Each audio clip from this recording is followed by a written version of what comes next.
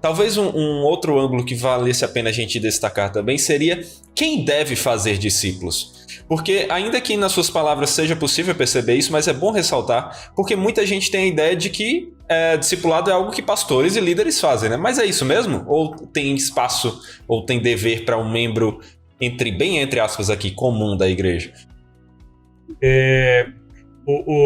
Eu confesso, Saur, que eu me sinto tentado a quase inverter a pergunta. Por quê?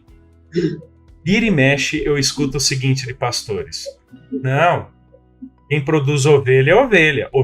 O pastor não produz ovelha. Não, ovelha produz ovelha. Pastor não produz ovelha. E aí eu volto a uma observação que eu fiz há um pouquinho de tempo atrás. Pastores pertencem à comunidade. Isso. Eles podem estar funcionalmente em determinada posição por causa do dom que Jesus lhes deu pelo Espírito, servindo a igreja como pastor-mestre.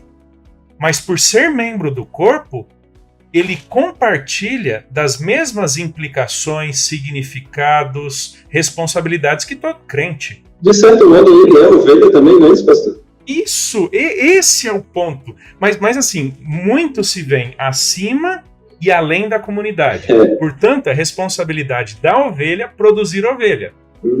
Tá? Então, eu até diria o seguinte, né? É inclusive responsabilidade dos pastores o discipulado. Né? Agora, pegando sua pergunta, né? Não exclusividade deles de forma alguma, porque eles são membros do corpo. Só que aqui é que entra uma percepção talvez equivocada que alguns possam ter da ênfase do Van Hooser. Porque ele fala muito sobre o pastor-mestre. Tá bom? Esse indivíduo pastor-mestre. Só que não confundamos o pastor-mestre como aquele que passou exclusivamente por um seminário. Esse é um reducionismo sacerdotal ou clerical que nós evangélicos brasileiros ainda temos. E pastor é apenas aquele que foi formado num seminário. E aí eu posso dizer com muita tranquilidade, porque eu trabalho num seminário há 17 anos, né? Ensino no seminário, meu tempo integral é num seminário, que isso é uma visão completamente equivocada. Sim. Pastorear e ensinar na igreja é o dom que Deus nos deu. Não simplesmente a posição que eu ocupo porque eu estudei no seminário. O seminário, ele é usado por Deus para aperfeiçoar nosso conhecimento e, eventualmente, nossas habilidades ministeriais, mas sempre em conexão e para a igreja local. Então, eu vou dizer, é responsabilidade de todo crente fazer parte do processo de discipulado, dessa cooperação com a obra de Deus na história da redenção, de formar Jesus nas pessoas. Então, eu vou pensar agora como pai, Saur. Eu tenho 2 filhos, 2 homens, 2 jovens, tenho a minha esposa. Nós, como pais, temos a responsabilidade de formar Jesus nos nossos filhos. Com certeza. Isso quer dizer uma usurpação da igreja? Não, é uma cooperação com a igreja. Por outro lado, hoje estávamos, né, com a nossa igreja reunidos, e outras pessoas ministraram aos nossos filhos. E esse ministério de pessoas que ensinaram a palavra, que eventualmente nos exortam, me exortam a minha esposa, né, nos encorajam, nos relembram a palavra de Deus, compartilham conosco das Escrituras, essas pessoas estão fazendo parte da mutualidade cristã, desse relacionamento orgânico da igreja para formar Jesus na vida de todos nós. Volto ao Calvino, volto ao Van Hooser. Esses pastores mestres supervisionam, não substituem, de forma alguma. Eu gosto muito de usar, às vezes, a figura, Saur, do maestro. Para mim, muitas vezes, pastores são maestros. Tá? Eles não são capazes de tocar todos os instrumentos.